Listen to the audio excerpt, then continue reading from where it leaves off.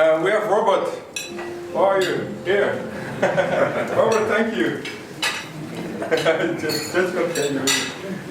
You're 95 years old, right? Okay, thank you for being here. You're at the Royal Artillery. Robert is one of the guys who was at the other side of the Maas River at, I think, Sint Agatha and lower down Boxmeer, firing to get the infantry, the road free for the infantry, to get the infantry up to Germany, right? Okay, thank you very much. Where's Joe? Joe. Joe Cattini, he's 97 years old, right? No, 86. No.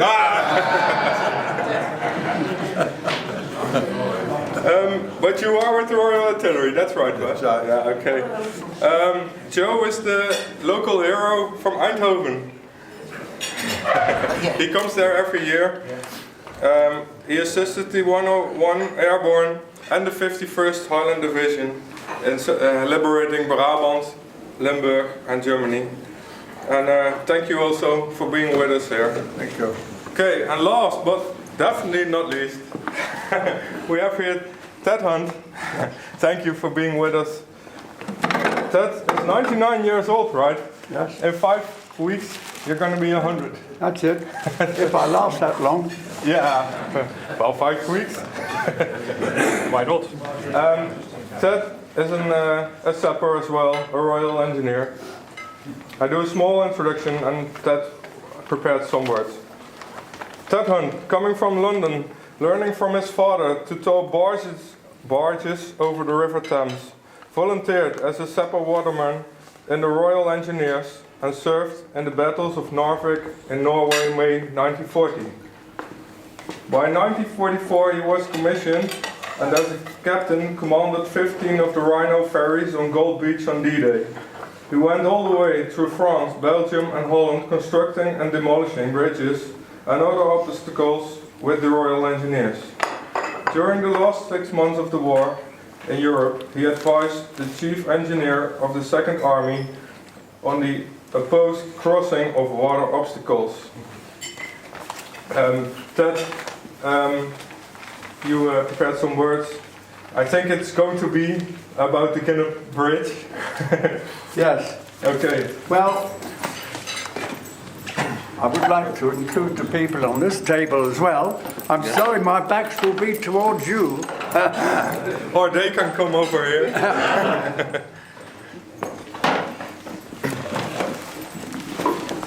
I believe in making things short and sweet. Can you hear me at the back?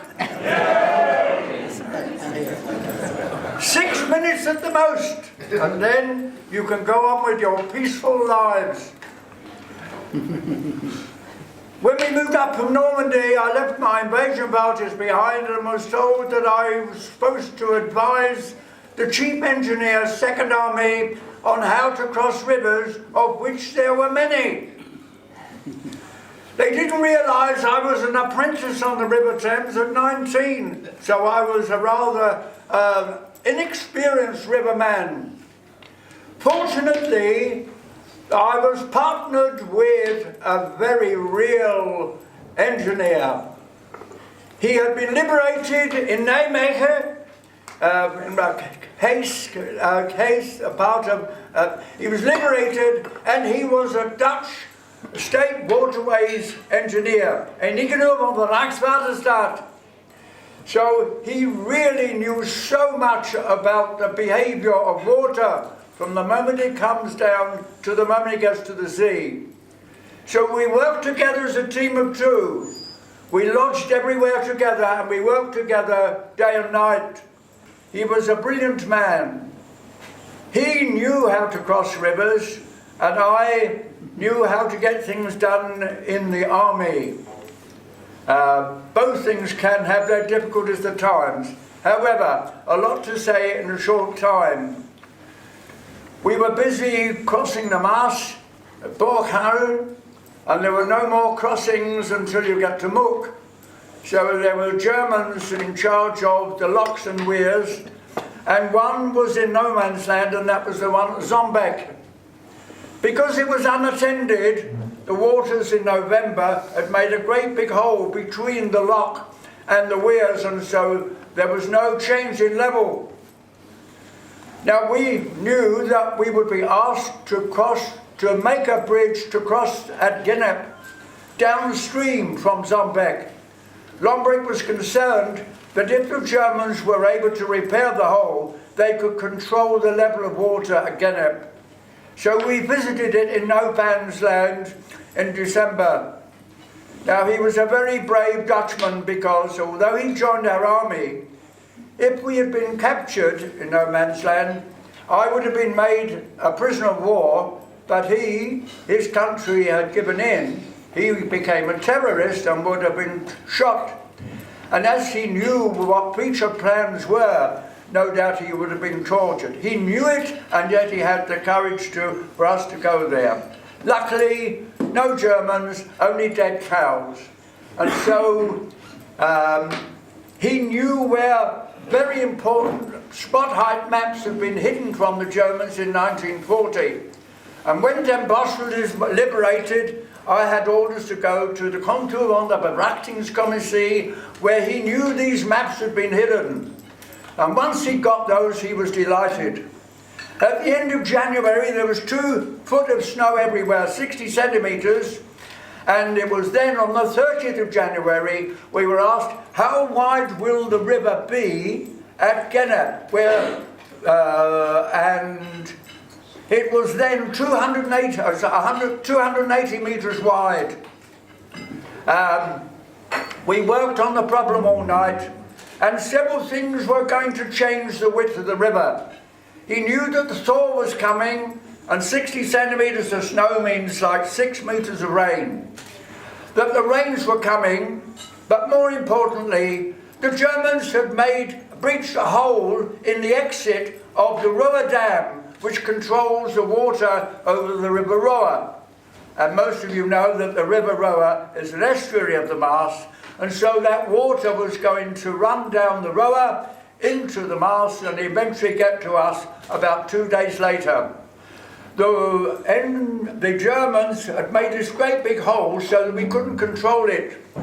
So in the morning, the brigadier asked us, how wide will the river be? And he said, instead of it being 280 metres wide, it will be 1,222 kilometres wide.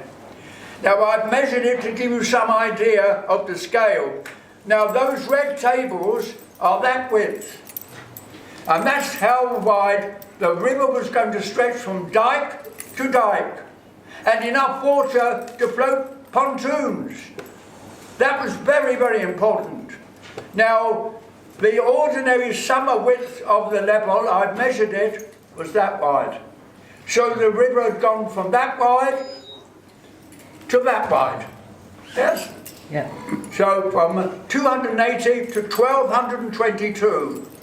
So we had planes running over, taking photographs. By the 5th of February, we knew we weren't far off target. What was important was his reputation after 3 months with the Second Army was so great with the brigadier. He only had to say this river will be 1,222 metres, then the brigadier believed him straight away. That was his reputation. En ingenomen van de Rijkswaterstaat. Now originally, he said to Colonel Finch, the second in command, we will tell sappers at Goch to build 80-foot lengths of Bailey Bridge until we tell them to stop.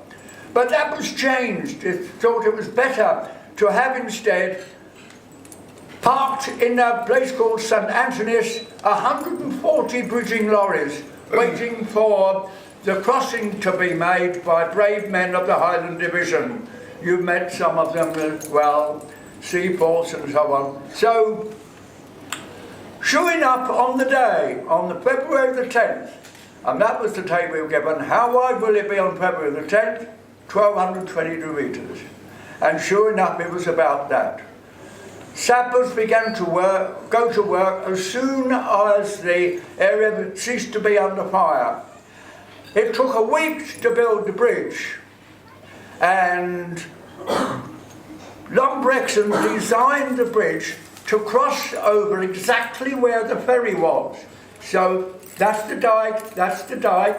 There was a ferry road that ran down and then crossed the river, and another ferry road, the Veerweg, and then there was the Veerstraat running the other side to the bank.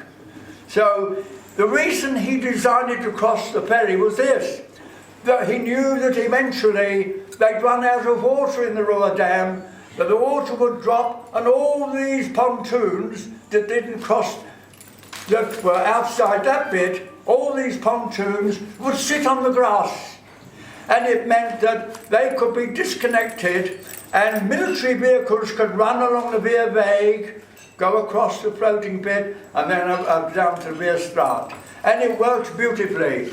His predictions were absolutely right, so he must be given great credit. Well, it took sappers a week to build this bridge, and sure enough, as soon as that was done, the military started crossing over into the Reichswald area, and what a terrible place for fighting that was. Well, the waters eventually went down. People who went to the museum today saw some excellent photographs of the bridge. The full-length picture exists on the ground floor, and many other pictures of various states. So it was great success, and I'm very proud to be associated with such a brave Dutchman. Now, we know exactly where the bridge started, on the western side, and we know exactly where it ended. And I think it would be jolly nice if someone considered his work so important that it should be remembered by all those people in the area. So where the bridge, the floating bridge started on the dike, we know exactly where it is. It would be jolly nice if a memorial, perhaps in the form of a park bench, with the story of his courage and expertise. And when that was done, I would be a very, very happy man, proud to have been part of the team, the greater part of which was Lombrexon, a name that should live in your history. Thank you very much.